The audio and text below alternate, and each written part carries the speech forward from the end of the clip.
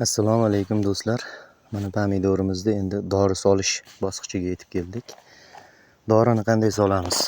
Mana shu agatga mana bitta ikkita pomidor bo'lsa, bag'da bitta ikkita. Mana shu o'rtaga.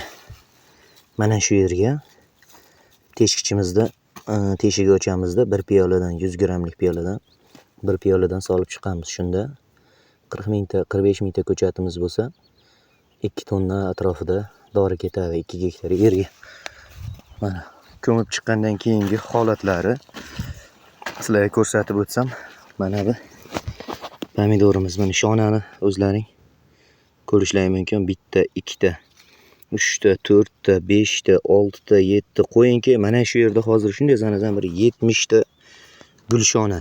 Endi pomidorimiz mana shu holatda. Xudo xolasa bu mana shu ariqlar agatni to'ldiradi mana shu yerda. To'ldirganda 150-200 tacha gul bo'ladigan bo'lsa, shundan bitta bir 50-60 tasini ham agar oldirib qolsak, 50-60 ta hosil ushlab qoladigan bo'lsa, bu degani 6-7 kilo atrofida hosilimiz bor degani, xudo xolasa. Mana ko'mib chiqqandan keyingi holatlari pomidorni mana ko'rishlaringiz mumkin. Har biri mana shoxlagan. Bu yer pomidorimizni shoxlariga tegmaymiz. Mana shoxda ham qarang, shoxda mana bu shox, mana bunda shonalar, mana bunda ham shona. Hammasida shonalarimiz bor. 100 dan ziyod shona bor har bir ko'chatimizda mana. Gul shonalar.